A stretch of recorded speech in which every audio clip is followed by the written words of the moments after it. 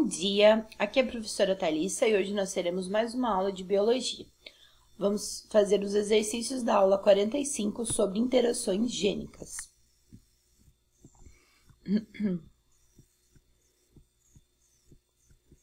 Nesta aula, nós vamos ver sobre a interação gênica, também conhecida como polimeria, onde dois ou mais pares de genes localizados em cromossomos diferentes, não homólogos, eles atuam em conjunto, determinando um único fenótipo. Exemplos de interação gênica. A cor do fruto do pimentão pode ser vermelha, marrom, amarela ou verde. As plantas que são vermelhas possuem o genótipo YR, com amarelos YR, marrons YY, né, minúsculo, R, e verde, ambos são recessivos, Y e R. As plantas são homozigotas para a cor vermelha, foram cruzadas com plantas homozigotas para a cor verde, produzindo uma F1 de frutos vermelhos. A F1 foi cruzada e teve a seguinte geração: 360 plantas vermelhas, 115 plantas amarelas, 128 plantas marrons e 47 plantas com pimentões verdes. Analisando a F2, mostra exatamente a proporção fenotípica esperada para a segunda lei de Mendel, 9:3:3:1, indicando que a ação desses dois pares de genes ocorre com segregação independente. A figura a seguir mostra as interações bioquímicas envolvidas nessa determinação. Então, nós temos ali mostrando que a enzima Y degrada a clorofila do fruto e a enzima R produz o pigmento vermelho. A enzima R produz o pigmento amarelo e a enzima R produz o pigmento vermelho, como a gente já viu. Então, a interação gênica na determinação da cor de pimentões. As diferentes cores são resultados da ação de alelos que regulam a expressão dessas enzimas envolvidas na produção de vários tipos de carotenos. Epistasia é um exemplo de interação gênica onde o alelo epistático ele inibe a ação de outro alelo. Epistasia pode ser dominante ou recessiva. Um exemplo de epistasia dominante é o que ocorre em galinhas, onde o alelo cesão determina a plumagem colorida. Mas, na presença de um outro alelo isão, ele vai inibir a produção do pigmento e, portanto, mesmo que ela seja portadora do alelo cesão, na presença do I dominante, né, ela vai ser de plumagem branca. Aí nós temos também a epistasia recessiva. Um exemplo de epistasia recessiva ocorre na pelagem de ratos. O alelo azão determina a cor preta e a interação entre o azão e o isão forma um indivíduo agute, seria o cinza. Já o alelo recessivo izinho inibe a manifestação da cor. Então, se o indivíduo for izinho, ele vai inibir a manifestação da cor. Herança quantitativa ou aditiva é um exemplo da interação gênica, onde o fenótipo apresenta uma variação contínua. Inclui características como altura, peso, cor de plantas e animais, seres humanos, determina a cor da pele, olhos, cabelo, entre outras características. Características da herança quantitativa. Os genes aditivos, que são apresentados com letra maiúscula, eles adicionam caráter. Os genes não aditivos, representados com letra minúscula, não adicionam. Cada gene aditivo adiciona a mesma quantidade de características envolvidas e, portanto, o número de fenótipos possíveis de um cruzamento é igual ao número de genes ativos mais 1. Então, nós temos aqui um exemplo, né, um modelo de herança quantitativa na determinação da cor da pele em humanos envolvendo 3 genes.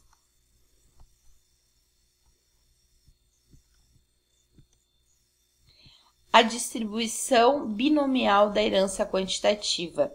No cruzamento entre 2 heterozigotos, né, de híbridos, a frequência das características fenotípicas esperadas, ela obedece à distribuição normal, a curva normal, né, que é a curva de Gauss, na qual as frequências de cada classe podem ser encontradas usando o triângulo de Pascal.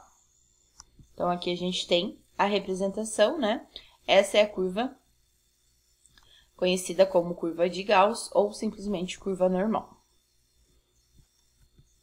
E agora a gente vai fazer a resolução dos exercícios a partir da página 541.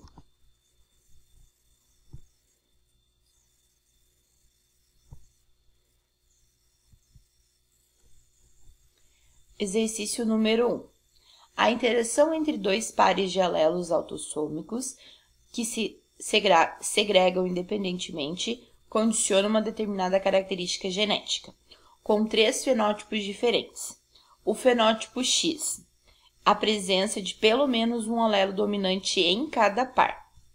Então, de acordo com o enunciado, a característica, né, o fenótipo X, tem pelo menos um alelo dominante em cada par, ou seja, ele vai ser azão alguma coisa, bezão alguma coisa.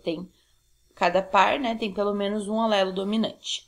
O Y tem pelo menos um alelo dominante no primeiro par, então vai ser azão alguma coisa, e 2 alelos recessivos no segundo par. Então, o segundo par, que é o B, né, vai ser recessivo. Portanto, Bzinho, Bzinho. Já o Z tem a presença de 2 alelos recessivos no primeiro par, então Azinho, Azinho, e pelo menos um dominante no segundo, Bzão alguma coisa. Já indivíduos que são duplos recessivos, eles são inviáveis e morrem na fase embrionária. Então, Azinho, Azinho, Bzinho, Bzinho vai ser letal. A partir do cruzamento entre parentais cujos genótipos são Azão, Azinho, Bzinho, Bzinho, com Azinho, Azinho, Bzão, Bzinho, qual a probabilidade do nascimento de indivíduos caracterizados pelos fenótipos X, Y e Z? Então, vamos lá. Os pais, de acordo com o enunciado, né? Opa, deixa eu voltar aqui. Os pais são Azão, Azinho, Bzinho, Bzinho e Azinho, Azinho, Bzão, Bzinho. Então, aqui eu tenho o genótipo dos pais. Muito importante para você reconhecer como que você vai montar aqui o quadro, né, para você fazer o cruzamento, que é chamado de quadro de Punnett, e eu carinhosamente chamo de chiqueirinho. Como que você vai montar o chiqueirinho? Aqui tu tem, né, o genótipo dos pais. Lembre que na hora de formar o gameta, dessas 2 letrinhas, ele vai doar apenas uma. Então, na hora de formar o gameta, esse indivíduo pode mandar o azão com o Bzinho. Então, é isso que a gente colocou aqui, ó. Eu tenho cruzamento aqui dos pais, aí o gameta pode ser azão com o Bzinho, né? Tu faz esse, azão com esse, azão com Bzinho, ou azinho com Bzinho, né? São as 2 possibilidades. Já neste caso, você tem azinho com Bzão e azinho com Bzinho. Aí é só fazer, coloquei aqui, né, os gametas possíveis, aí é só fazer a distribuição. Azão, azinho, Bzão, Bzinho, azinho, azinho, Bzão, Bzinho, azão, azinho, Bzinho, Bzinho e azinho, azinho, Bzinho, Bzinho. Ok? Reconhecendo, né, nós teremos azão, azinho, bezão, bezinho. Pelo enunciado do exercício, esse indivíduo, né, ele tem 2 alelos dominantes. Então, ele é do fenótipo X. Esse indivíduo aqui, azão, azinho, bezinho, bezinho, ele é do fenótipo Y. Esse indivíduo é do fenótipo Z, azinho, azinho, bezão, bezinho. E o último, azinho, azinho, bezinho, bezinho, morre na fase embrionária. Então, a gente elimina esse. O que a gente vai ter? 1 em 3, né? X, 1 em 3Y e 1 em 3Z. Então, a probabilidade vai ser 1 em 3 para cada um deles. A questão número 2. De acordo com a figura, considere a ocorrência de 5 fenótipos, que são preto, albino, marrom, cinza e bege.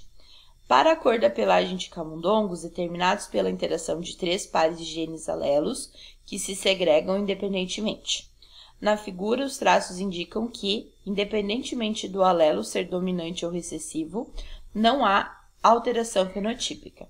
Então, para ser da pelagem de camundongos preta, ele precisa ter pelo menos, em cada um dos pares, né, pelo menos um alelo dominante. O albino, ele precisa ser Czinho, Czinho. O marrom, ele precisa ser Bzinho, Bzinho, Czão, alguma coisa, Dzão, alguma coisa. Cinza, Bzão, alguma coisa, Czão, Czinho ou Czão, Czão e Dzinho, Dzinho.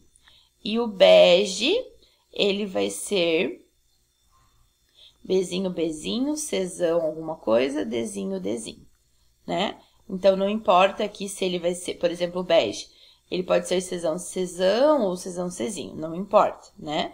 A mudança ali desse alelo não vai alterar a classificação fenotípica dele, que é bege. É isso que está falando no enunciado. De acordo com as informações, é incorreto afirmar. Vamos ver aqui as alternativas. A letra A, o cruzamento entre indivíduos marrom com cinza, então marrom que seria esse aqui, com cinza, pode produzir descendentes com os 5 fenótipos apresentados. Então, o marrom vai ser Bzinho, Bzinho, Czão alguma coisa, Dzão alguma coisa. Com o cinza, que vai ser Bzão, tô olhando aqui na figura, Bzão alguma coisa, Czão alguma coisa, Dzinho, Dzinho. Como a gente não sabe como a gente não sabe aqui, né, todos os alelos para formar esse genótipo, se ele for heterozigoto ou homozigoto, ele poderia sim ter os cinco fenótipos, conforme a gente tem na figura. Então, a letra A está correta. Na letra B, se um casal de camundongos preto gerar um filhote albino, então ele é preto e ele gerou um filhote albino, qual seria a chance dele gerar outro filhote albino? Vamos lá, se ele é preto, ele é Bzão alguma coisa, Czão, Bzão linha, Czão linha, Dzão linha, e foi cruzado com um outro preto. Já que nasceu o albino, né, o albino é Czinho, Czinho. Então, automaticamente, a gente sabe que os pais, já que nasceu um filho albino, que é recessivo, os pais também, né, os pais são pretos, pelagem preta, mas obrigatoriamente eles são Czão, Czinho. Se eles fossem Czão, Czão, jamais teriam um filho albino.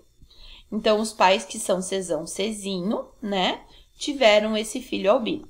Qual é a chance deles terem um novo filho? Aí você vai pensar, tá, mas eu não sei se é Bzão, Bzão, Bzão, Bzinho, mas isso também não importa. Por quê? Porque a gente sabe que o albino ele é condicionado apenas pelo Czinho, Czinho. Então, a gente vai fazer essa distribuição de forma independente.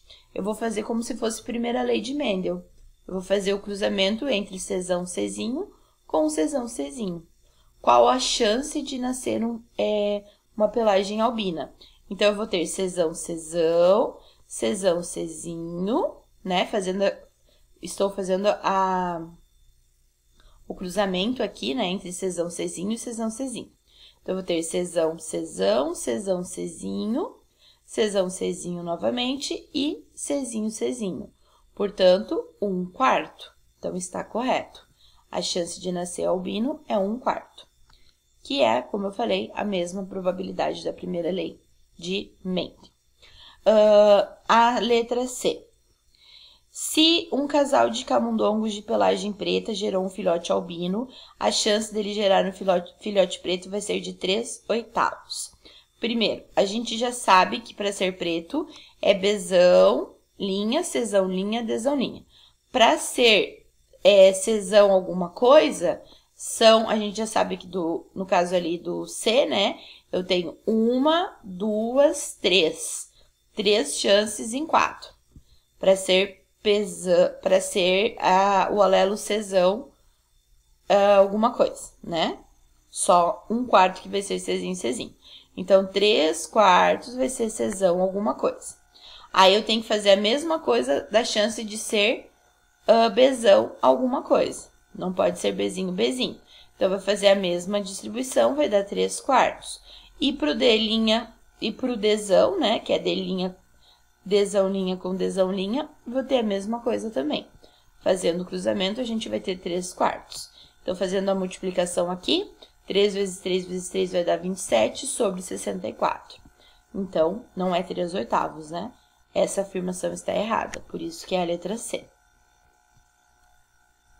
A questão 3.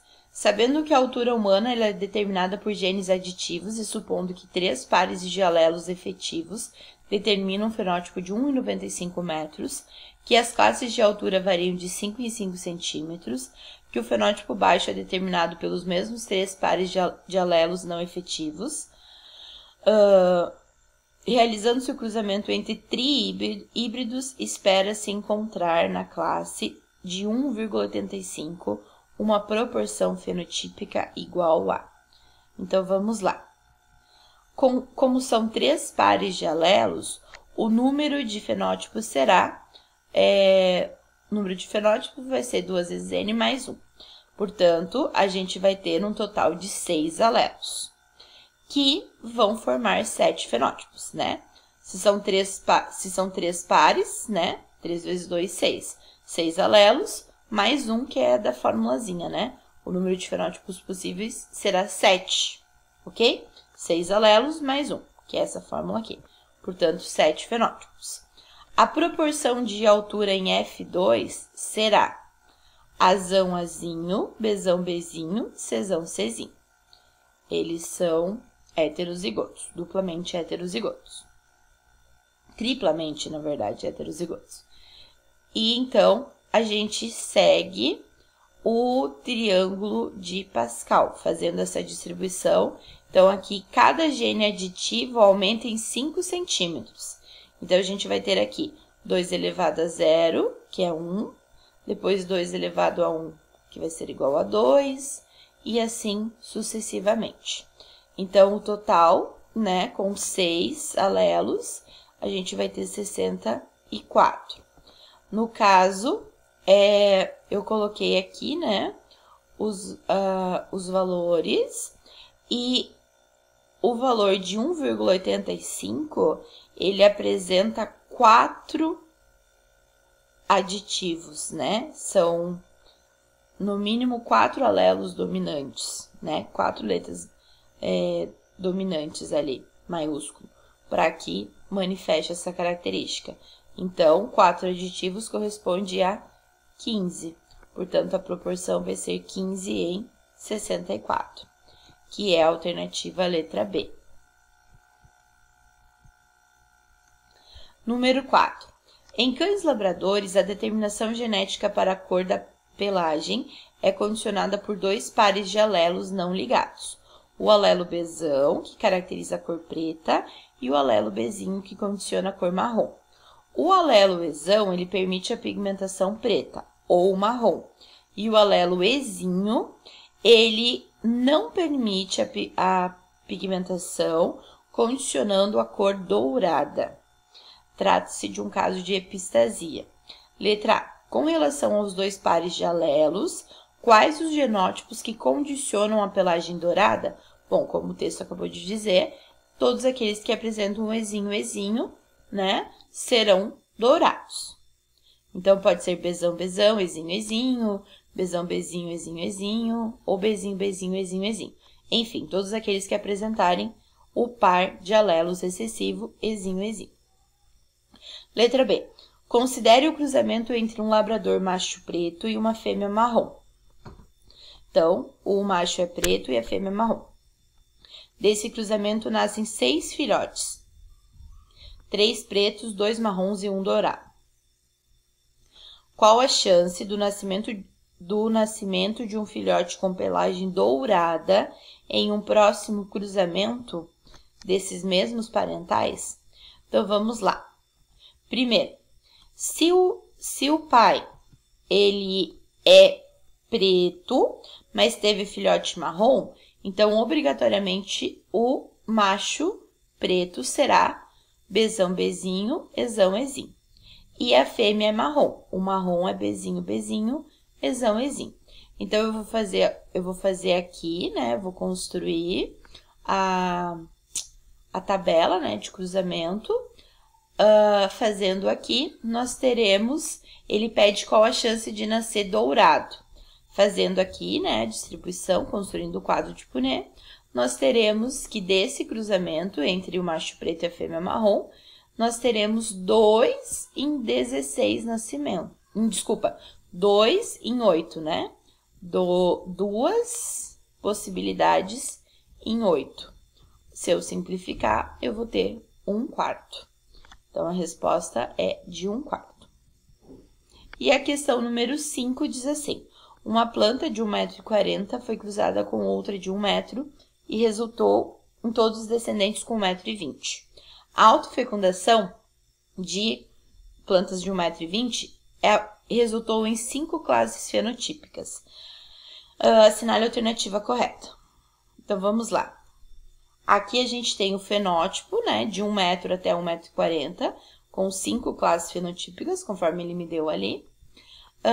O genótipo de cada um. Então, a gente tem que 1,40 m, né, todos eles vão ser dominantes, todos os genes aditivos, e com 1 metro não tem nenhum dominante. Todos os genes são não aditivos. Aí, ele pede qual vai ser ali a chance do cruzamento entre os que nasceram com 1,20 m, que são todos Azão, Azinho, Bzão, Bzinho, né? Então, vamos lá. Do cruzamento entre os de 1,20 m, que são Azão, Azinho, Bzão, Bzinho, nós vamos ter essa proporção aqui.